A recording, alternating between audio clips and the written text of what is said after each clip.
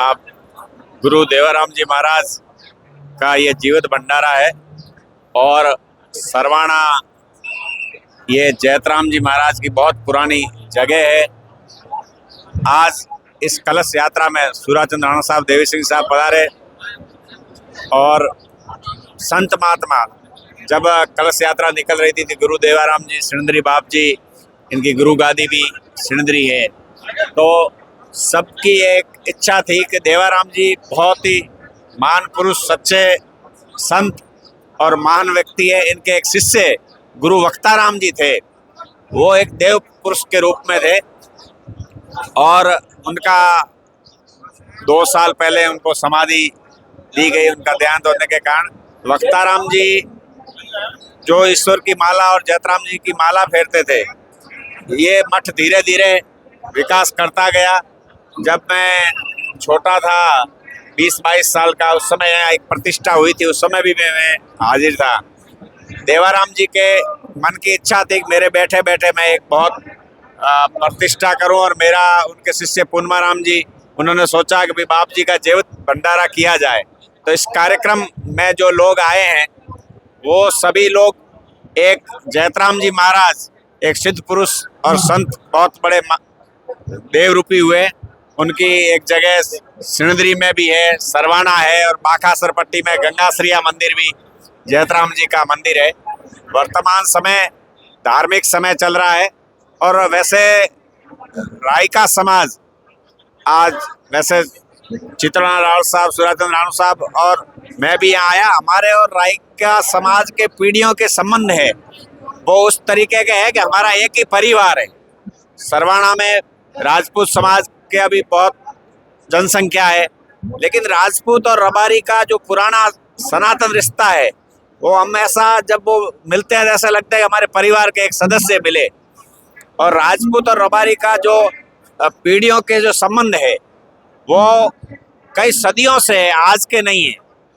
आपके इस एरिया में बाखासर पट्टी, सरवाणा, साचोरी, मालानी, ये मारवाड़ कहलाता है। मारवाड़ में रायका समाज की बहुत बड़ी संख्या है। सिवाना बेल्ट हो, बाखासर पट्टी हो, सिणधरी हो, साचोर हो। तो वर्तमान समय में जो आराधना, जिसकी आस्था रखते हैं, आस्था का समय है और धार्मिक भावना का समय वर्तमान चल रहा है। और वैसे रबारी समाज गोधन की सेवा करता है, गाय और बछड़ों की सेवा करता है। ये ठीक है, उनका पशुपालन दूसरा भी धंधा है, लेकिन मेन धंधा गाय का उनका जो है। वर्तमान समय में हमें एक बहुत बड़ी दुख का लग रहा है कि जो हमारा यहाँ एक रण क्षेत्र है, रण क्षेत्र के अंदर जो बाखासर से मावसरी जो सड़क है उसके दोनों तरफ गौ के चरने के लिए बहुत बड़ी जमीनें पड़ी थी, लेकिन वर्तमान समय में इंटरनेशनल कंपनियां जो सोलार लगा रही है, तो इनकी गाय कहाँ जाएगी, हिरण कहाँ जाएंगे, गौ नील गाय कहाँ जाएगी। ये एक बहुत बड़ी इस एरिया की समस्या है, क्योंकि जो वर्तमान समय में जो गाय खड़ी रहती थी, गौ चराते थे, गरीब लोगों का जो व्यवसाय है वो गोधन है। और पशु पक्षी उस झाड़ी के अंदर कितने उनको संरक्षण मिलता था। ऐसे समय में इस मन से और बाप जी को और रायका समाज को भी, 36 कोम को, ऐसा नहीं कि रबारी समाज ही गाय रखता है, सभी समाज के 36 कोम, सभी धर्म के लोग गाय रखते हैं। और गाय का, पशुधन का जो गोचर जो है वो तो ओरण दर्ज होना चाहिए, क्योंकि अभी गोचर ओरण की एक बहुत बड़ी बात चल रही है। जो सरकारी रिकॉर्ड में गोचर जो दर्ज नहीं है, वहाँ सोलार कंपनियों को वो जमीनें दे दी जा रही है।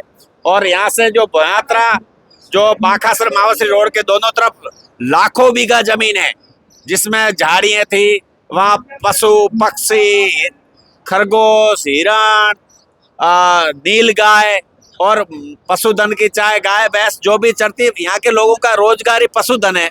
तो पशुधन की जो जमीन है उस पर ये सोलार लगा के लाइट तो उत्पादन होगी, बिकेगी, वो तो एक आदमी को कमाई मिलेगी और एक ही आदमी पूंजीपति बनता जाएगा। जिसी भी कंपनी को ये मिली होगी, ये मल्टीनेशनल कंपनी है जो सोलार लगा रही है, तो मेरा मानना यह है कि यहाँ की जनता की एक बहुत बड़ी मांग है कि गोधन के लिए, क्योंकि ये धार्मिक फंक्शन है, तो गाय की आवाज उठनी चाहिए और गाय की रक्षा के लिए और गाय के चरे के लिए इस जमीन पे ये सोलार नहीं लगने चाहिए। ये यहाँ की जनता की बहुत बड़ी मांग है।